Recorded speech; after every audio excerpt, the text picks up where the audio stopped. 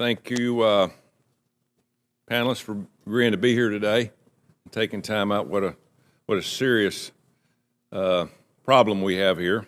We've been working on it, a couple of years now. But even when I got here, I'm sure Chairman was working on it at that time, before then. Let me start by saying I voted against the final passage of this legislation.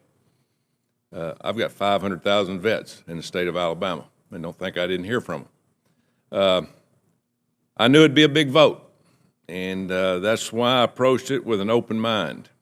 While this legislation was being considered, my staff and I met with numerous VSOs and heard from hundreds of veterans in Alabama. After many candid conversations, I made an informed decision to vote no, and my position remained consistent on every PACT-related vote. Sadly, my colleagues on the left here politicized this process, and we rushed it. To me, we rushed to pass this legislation. You know, I believe the bill, imprecise, unrealistic language only sets the VA up to fail. That being said, I hope y'all prove me wrong, because our veterans need help, need a lot of help.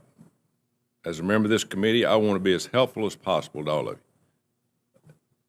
So, Mr. Jacobs, early this month, the VA announced that it would expedite claims for veterans with cancers to ensure they are getting timely access to the care and benefits they deserve. The VA also announced that it would prioritize the processing of claims for veterans with terminal illnesses and those experiencing homelessness. Question: with more than 136,000 PACT Act related claims already filed and existing backlogs of 100,000 or so, how can you be sure that veterans with cancers are not getting overlooked? Thank you very much for that question.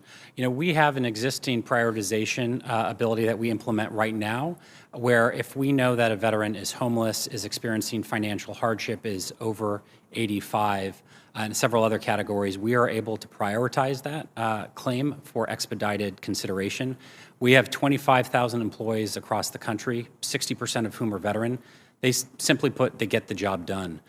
We are expediting cancer claims for the PACT Act because of the severity of the conditions often associated with many of these cancers and the length of time it's taken for us to be able to deliver these benefits and connect them to the health care that they need. So we have a well-proven process to be able to expedite those claims. We were able to execute that, and I would just ask you, to the extent you hear from your constituents who have cancer, or have one of these other elements that may require us to prioritize it, you let us know. We can expedite when we know that a particular claim meets one of these conditions, but if you happen to have that information, you let us know. We'll make sure we get the job. But we are prioritizing, right? Yes, sir. Okay. PTSD, you know, we're having huge problems with that. We're having people dying every day, and we need to do a better job with that. But that's another point. What about homelessness? Talk about that point. Where do you rank them? How do you go about categorizing that group? If we have an indication that a veteran is experiencing homelessness, we'll be able to prioritize that claim for consideration. Oftentimes we do that in partnership with our VHA colleagues.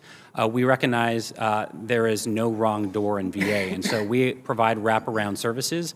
We want to make sure that we're prioritizing claims decisions so that we can get the veteran and his or her family the benefits that they need to help them with their life. We also want to make sure, to the extent that they're dealing with the other issues, that they have the health care support and the other wraparound services that they need to help address the issues in their life and get back on their feet. Thank you. Dr. Hastings, as you know, Section 801 of the PACT Act requires the VA to study the health of veterans who served at Fort McClellan between 1935 and 1999. However, during a recent briefing, VHA identified Section 801 as a challenge to implementation because, and I quote, sufficient data on Fort McClellan's veterans during this time period may not exist. Can you please elaborate on this issue and describe, you know, your conversations with the DOD up until this point? Absolutely, sir. Through the Deployment Health Working Group, we exchange data with DOD at all times, you know, back and forth.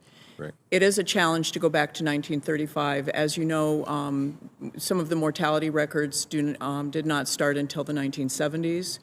We are leaving no stone unturned to find the data that we need. We are also working with the Agency for Toxic Substance Disease Registry, who has a petition to look at Fort McClellan, so we are working with them also. I was sent to Fort McClellan 3 times for my nuclear, biologic, and chemical training. I was there for a week at a time. Fort McClellan had a very small cadre of permanent party, and people coming through there for basic training or for other training, it was very transient. So those records will be a challenge, but I can assure you we are looking everywhere and we will get every record possible, going back as far as possible. Thank you very much, Mr. Chairman. I'm out of time, and I'd like to submit my remaining questions. Without objection, Senator